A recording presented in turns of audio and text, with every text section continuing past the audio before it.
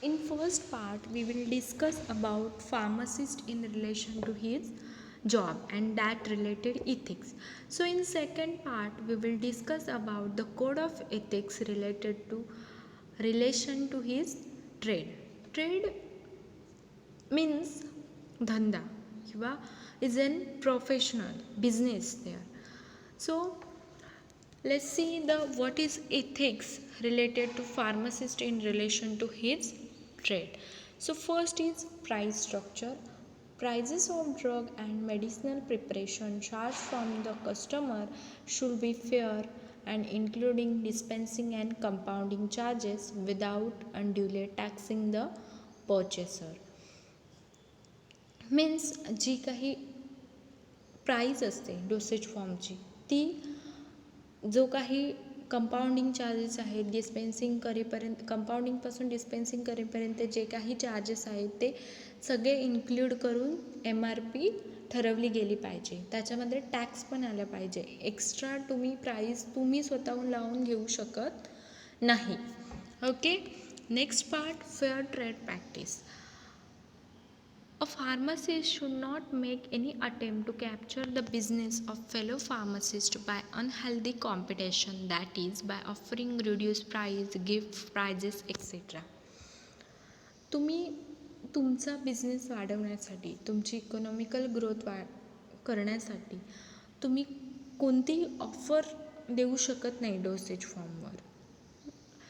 Illegally अशी process करू शकत नाही की माझ्याकडे ह्या डोसेज फॉर्मचा ड्रग आहे तो एवढ्या प्राईजने आहे तो मी कमी करून देतो किंवा त्याच्यावर गिफ्ट्स आहेत असं काहीही तुम्ही देऊ शकत नाही जे बाकीच्या प्रोडक्टवर असतात. सपोज तुम्ही एखादी वस्तू घेतली असेल जे अदर लिव्हिंग लाईफमधल्या गोष्टी आहेत त्या तर त्याच्यावर सपोज मोटार बाईक असेल किंवा मोबाईल्स असेल ते त्याच्यावर ऑफर्स असतात. तसे तुम्ही कोणत्याही ड्रगवर ऑफर देऊ शकत नाही फॉर ॲट्रॅक्शन ऑफ पीपल असं काही करू शकत नाही. त्याला फेअर ट्रेड प्रॅक्टिस म्हणतात. चुकीच्या पद्धतीने केलेला बिझनेस इन शॉर्ट.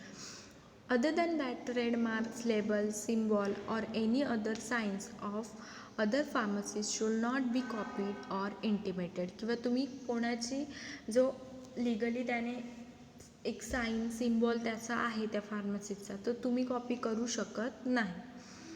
ड्रग और other ingredient required should always be purchase from reputable source. तुम्ही जे काही ड्रग्स इन्ग्रेडियंट तुमच्या मेडिकल शॉपमध्ये ठेवताय मेडिसिन्स ते तुम्ही परचेस करता ज्याच्याकडून होलसेलरकडून किंवा डिस्ट्रीब्युटरकडून ते त्याचं स्वतःचं ओन लायसन असलं पाहिजे. स्टँडर्ड क्वालिटीचे ड्रग्स असले पाहिजे मीन्स रेप्युटेबल सोर्स असला पाहिजे. Next hawking of drugs and others. Hawking mean फेरीवाले माहिती असेल ना फेरी मारणे that means hawking. Hawking of drug and medicine should not be practiced and any attempt should not be made to collect the order from door to door. म्हणजे तुम्ही कुठचेही drug फेरीवाल्यांसारखे विकू शकत नाही. ओके. का ह्याचा साईड इफेक्ट होऊ शकतो. तुम्ही कुठचंही मेडिसिन्स कोणालाही विदाऊट प्रिस्क्रिप्शन देऊ शकत नाही. सो तुम्ही असे जे इतर वस्तू असतात फूड्स रिलेटेड किंवा इतर खेळणी वगैरे ज्या काही अदर गोष्टी असतात त्या तुम्ही डोअर टू डोअर पोचवू शकता घरापर्यंत. तसं तुम्ही पोचवू शकत नाही medicines without prescription. Online pharmacy आहेच अवेलेबल की त्याच्यासाठी पण तुम्हाला प्रिस्क्रिप्शन टाकावं लागतं. OTC ड्रग तुम्हाला अवेलेबल भेटतात पण ते तुमच्या घरी कोणी आणून देत नाही ना की मेडिकलवाला येतो फेऱ्या मारतो तुम्हाला देतो जशी भाजी तुमच्या घरापर्यंत येते किंवा मीठ किंवा फिश वगैरे तुमच्या घरापर्यंत तसं कोणी मेडिसिन्स आणून देत नाही ना. तसं करायचंही नसतं कारण विदाऊट प्रिस्क्रिप्शन तुम्ही काही ड्रग्स देऊ शकत नाही. त्यामुळे काय होतं तर सेकंड पॉईंटमध्ये सांगितलं self servicing method in the pharmacy or drug store should not be allotted as it would encourage self meditation which is undesirable and dangerous. काही ड्रग्स असतात ते ॲडिक्टेड असतात तसे ड्रग तुम्ही वारंवार घेऊ शकता जर हावकिंग झालं ड्रग्सचं, तर जे इझिली अवेलेबल भेटत गेले तर. त्यामुळे किंवा तुम्ही जे सेल्फ मेडिटेशन करता ते कधी कधी रॉंग असू शकतं. सपोज एखादी सबलिंग्वल टॅबलेट आहे ती कशी घ्यायची ते तुम्हाला माहीतच नसेल, तर तुम्ही जे ओरल रेग्युलर डोसेज फॉर्म आहे तसं तुम्ही घेणार, ते रॉंग प्रॅक्टिस आहे, त्याचा तुम्हाला इफेक्ट काही होऊ शकत नाही. तर ते सेल्फ मेडिटेशन जे आहे ते थांबावं म्हणून हावकिंग ऑफ ड्रग करत नाही, किंवा कोणताही इफेक्ट होऊ नये, डेंजरस इफेक्ट ह्युमन बॉडीवर, त्याच्यासाठी हावकिंग करत नाही. ते ड्रग मेडिकल स्टोअरमध्येच भेटतात.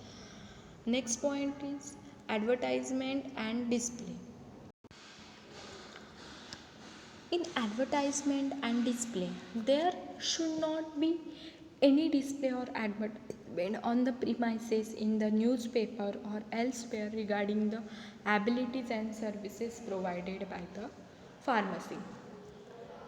तुम्ही कुठच्याही फार्मसी स्टोअरची अशी ॲडव्हर्टाइजमेंट बघितली आहे की हे फॅसिलेट करतात, तर वेलनेस 24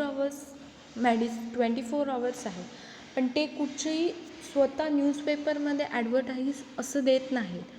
तशी ॲडव्हर्टाइजमेंट तुमच्या फार्मसी स्टोअरमध्ये पण डिस्प्ले करायची नसते. तुम्ही पॅम्पलेट करून की कस्टमरला अशी ॲडव्हर्टाइजमेंट करू शकता लिगली, जी तुमचा बिझनेस दुसऱ्या म्हणजे तुमचा बिझनेस जो ग्रो होतो आहे त्याच्यामुळे दुसऱ्याला तोटा होता कामा नये दुसऱ्या बिझनेस, असं करून तुम्ही कुठची ॲडव्हर्टाइजमेंट करू शकत नाही.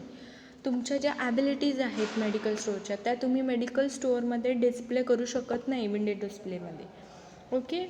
Next is a pharmacist should not make a such advertisement which contain, जे खालीलप्रमाणे कुठच्या ॲडव्हर्टाइजमेंट आहेत त्या तुम्ही देऊ शकत नाही. त्या कोणत्या? तर मिसलेडिंग ऑर एक्झॅक्रेटेड स्टेटमेंट. जर कुठच्याही ड्रगचं जे काही त्याचा म्हणजे त्याचा यूज आहे किंवा त्याचा जे काही डायग्नोसिस करायसाठी जर कुठचा ड्रग वापरत असेल तर त्याचा जो काही इफेक्ट आहे तो फॉल्स लीडिंग असता कामा नये. की सपोज त्या ड्रगमुळे मोर ॲट्रॅक्टिव्ह ॲडव्हर्टाइजमेंट करून तो जास्त लोकांनी घेऊन त्याच्याबद्दल रॉंग इन्फॉर्मेशन कोणतीही पोचता कामा नये. That's means misleading or exaggerated statement.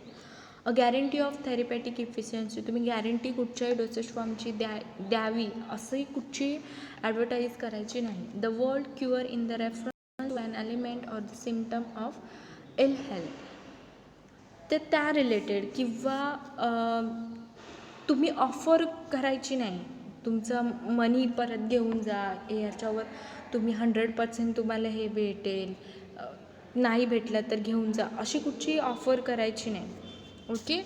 Next, purchase of drugs. Pharmacist should purchase drug of standard quality only. He should purchase drug under cash or credit memo from a duly licensed manufacturer and dealers. जो काही pharmacy स्टोअरमध्ये drug purchase करत असेल किंवा एखादा wholesaler distributor ते कंपनीकडून drug purchase, त्याची क्वालिटी नेहमी स्टँडर्ड असलीच पाहिजे आणि ती कॅश ऑर क्रेडिट बेसने तुम्ही जशी घेता तसं तुम्हाला कम्फर्टेबल आहे तसं घेऊन ती लायसन मॅन्युफॅक्चररकडूनच घेतली आहे की नाही किंवा डीलरकडून घेतली नाही याची खात्री तुम्ही केली पाहिजे. He should not purchase substandard quality of drug or adulterated drug or misbranded drug. कुठची सबस्टँडर्ड क्वालिटीचे ड्रग, अडल्ट्रेटेड किंवा मिसब्रँडेड ड्रग तुम्ही तुमच्या फार्मसीमध्ये ठेवून विकू शकत नाही. ते इलिगल आहे किंवा अनइथिकल आहे. Next, the ethics regarding the medical profession. The pharmacist in relation to medical profession.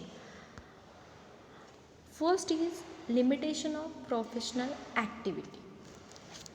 Okay, the pharmacist should not interfere with the duties of physician. त्याने फिजिशियनच्या ड्युटीवर कोणताही आक्षेप घेतला पाहिजे नाही किंवा इंटरफेअर केलं गेलं नाही, करता कामा नये. In short, he should carry out only his own duties, that is compounding and dispensing. त्याने स्वतःचं जे काम आहे कंपाऊंडिंग डिस्पेन्सिंग करायचं ते केलं पाहिजे. पूर्वीच्या काळी कंपाऊंडिंग म्हणजे फार्मसी स्टोअरमध्ये होत होतं, आत्ता कंपनी इंडस्ट्रीमध्ये होतं. त्यामुळे मेनली फार्मसी स्टोअरवाले काय करतात तर mainly डिस्पेन्सिंग.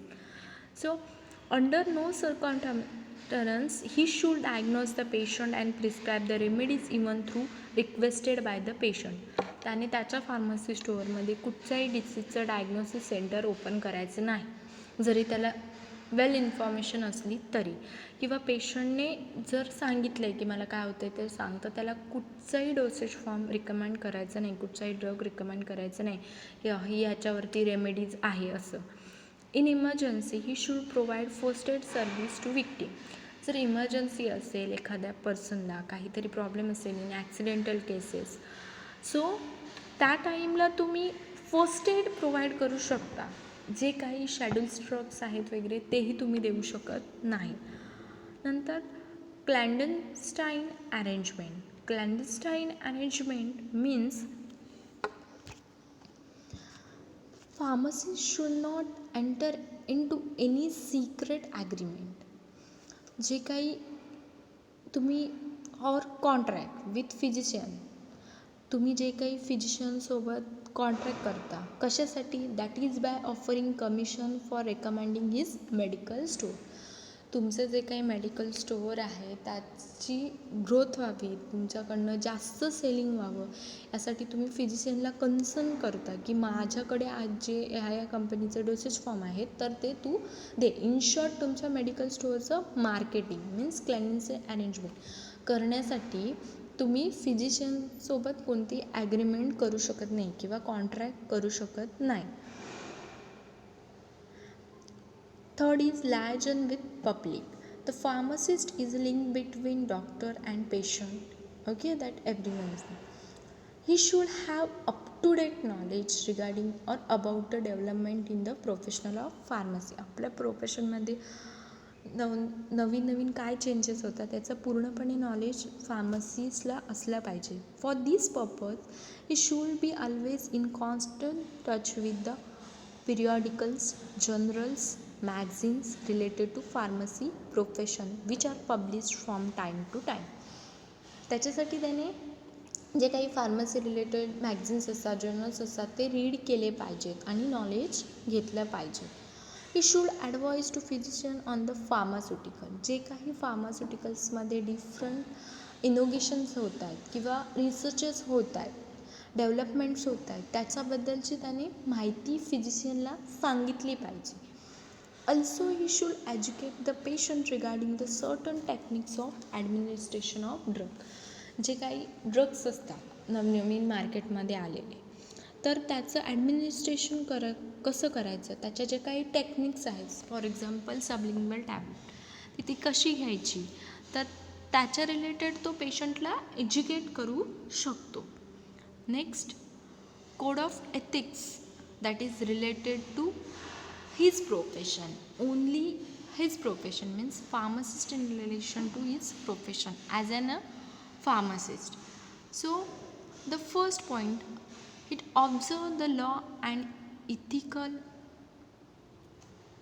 and maintain profession. Means the pharmacist should always or should observe the law and ethical principle to maintain the standard of the profession. त्याने त्याचं जे स्टँडर्ड आहे ते मेंटेन केलं पाहिजे by obeying the law and ethics, जे काय आहे त्याच्या प्रोफेशननुसार ते. Next, the help and cooperate to his fellow pharmacist. Means pharmacist should always extend the help and cooperation to his fellow pharmacists in emergency or in needs. जेव्हा सहकार्य करायचं असतं म्हणजे तुमचे जे काही कलिग्स आहेत त्यांना तुमचं नॉलेज डिस्ट्रीब्यूट करायचं असतं इन केस ऑफ इमर्जन्सी. जर तुम्ही सिनियर फार्मासिस्ट आहात आणि तुमच्या ज्युनियर फार्मासिस्टला काही प्रॉब्लेम आला तर तुम्ही त्याला गाईड करून एज्युकेट करायचं. Next, without the corrupt or dishonest conduct of the member of profession. The pharmacist should try to weed out the undesirable, corrupt or dishonest conduct of the member of his profession maintaining its status in society. जे काही तुमच्या प्रोफेशनच्या निगडीत गैरव्यवहार करत आहेत असे जर person तुम्हाला माहीत असतील तर त्यांच्याबद्दल तुम्ही ॲक्शन घेतली पाहिजे किंवा त्यांना ते समजून सांगितलं पाहिजे किंवा तुम्ही त्यांच्याबद्दल कंप्लेंट केली पाहिजे. जे काही गैर आहे त्याच्यामध्ये तुमच्या प्रोफेशनमधून असे त्यांना तुम्ही बाहेर काढलं पाहिजे ज्यामुळे तुमचं प्रोफेशनला कोणतीही दगा होऊ नये किंवा सोसायटीसमोर तुमचं प्रोफेशन हे बॅडली त्याचं इम्प्रेशन पडू नये. Have a knowledge of law of state and nation pertaining food, drug, education, etc. The pharmacist should have a fair knowledge regarding the law of state and nation that pertaining to food, drug, pharmacy, education and health. जे आपल्या देशामध्ये जे काही ड्रगच्या related किंवा एज्युकेशनच्या related, health related, food related जे काही लॉज आहेत त्याचं नॉलेज प्रत्येक फार्मसिस्टला असलं पाहिजे. थोडं तरी नॉलेज असलंच पाहिजे. Next, should have up to date knowledge of profession and he helps to maintain code of ethics. त्याच्या regarding the pharmacist should have an up to date knowledge regarding his professional matters. त्याच्या प्रोफेशनच्या related up to date knowledge असलंच पाहिजे. Also it having maintain its code of ethics during his duty. So